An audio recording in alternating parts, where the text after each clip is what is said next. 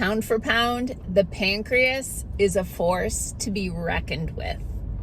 Hey, I'm Dr. Patty Barch. I'm a traditional naturopath, founder and owner of Naturally Unbridled Wellness and naturallyunbridled.com, where we focus on wellness solutions, not disease management. This is Down the Ridge with Dr. Patty. This is not medical advice. It's for entertainment purposes only. Nothing I say is true. Don't listen to me. I thought I would do a video today talking about the pancreas, what it is, what it does, and signs there might be a problem with it. Most people are aware that the pancreas makes insulin. Sorry, looking for traffic here. Also trying to make sure my cat isn't following me out the driveway. Yeah, the pancreas makes insulin, which is a hormone, and I'll talk more about that in a minute. So the pancreas is a gland in the abdominal cavity, sits sort of behind the stomach, and it's kind of like tube-shaped and comes to a point on one end, and that is called like the head of the pancreas.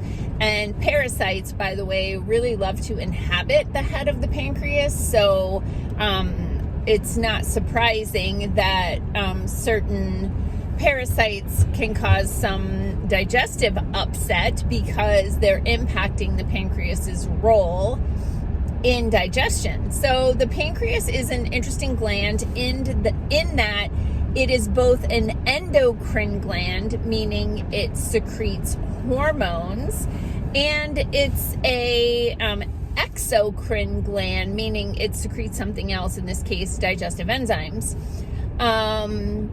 So let's talk about the two different roles of the pancreas. So first of all, let me talk about one of the reasons why I wanted to talk about the pancreas today.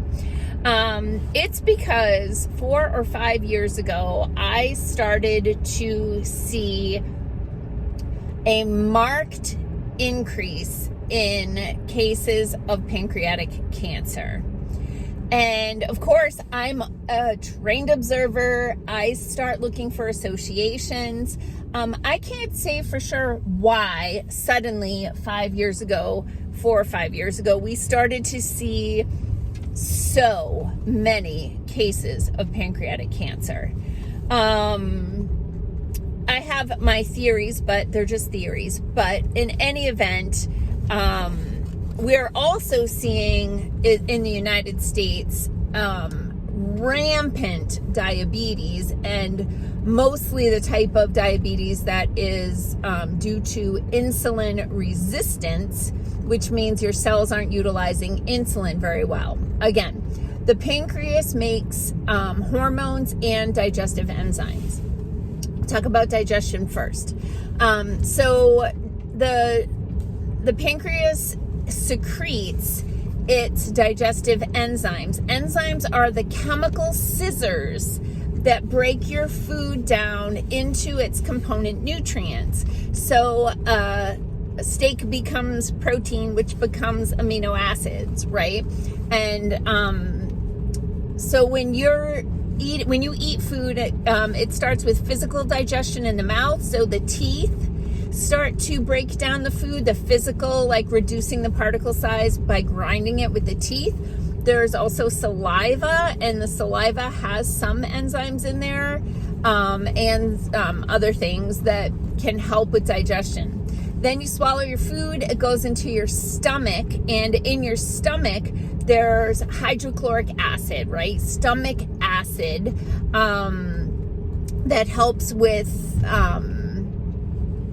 the chemical digestion of your food. And then there are other glands involved, like the gallbladder, but I've talked about that before.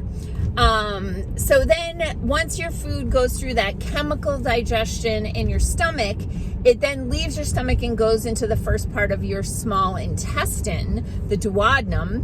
And in the duodenum, that's where the pancreas is putting its digestive enzymes. Those enzymes help to break down starches into sugars, it helps to break down fats, it helps to break down proteins.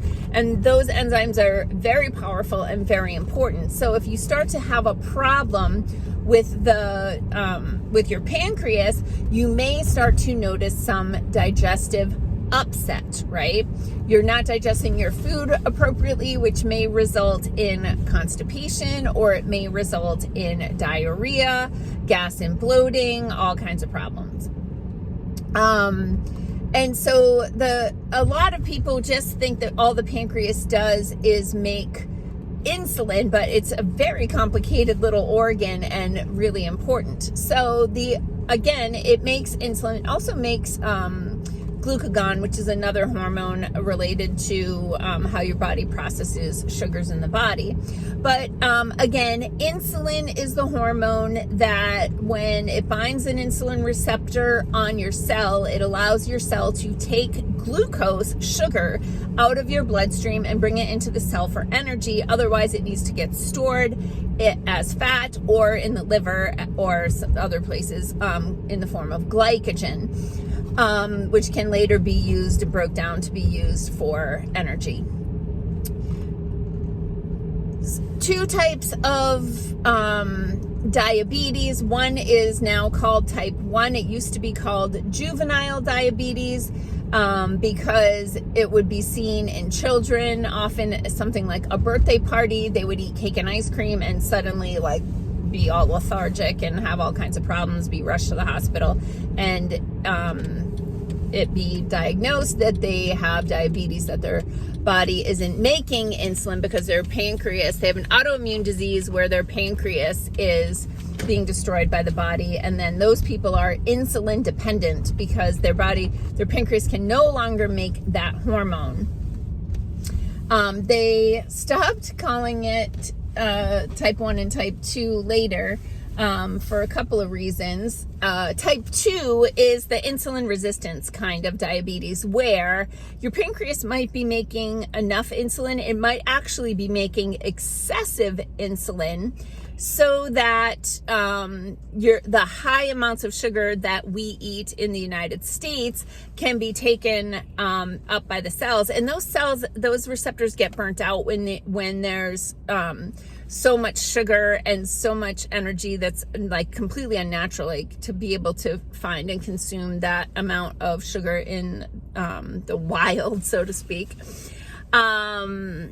So people develop insulin resistance where their pancreas is cranking out insulin, but the cells aren't taking it up. And that's when their blood sugar gets higher and higher and higher because they can't get that sugar out of their bloodstream and put it into their cells.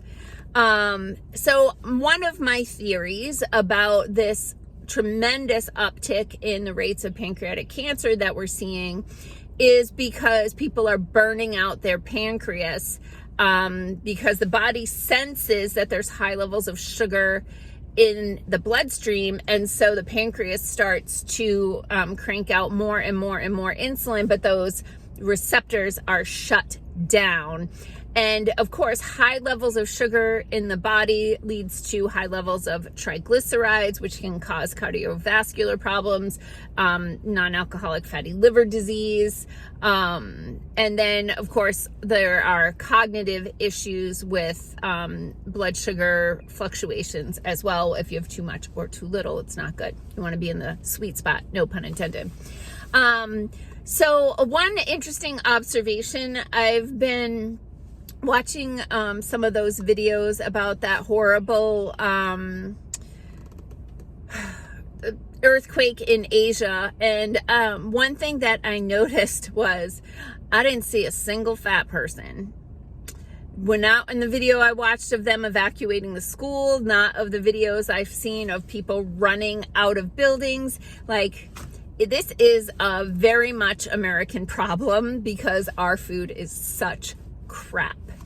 So what do you do to love your pancreas? Well, you don't eat a lot of crazy sugar-laden things. Never drink soda, never drink the coffees that have a lot of pumps in them.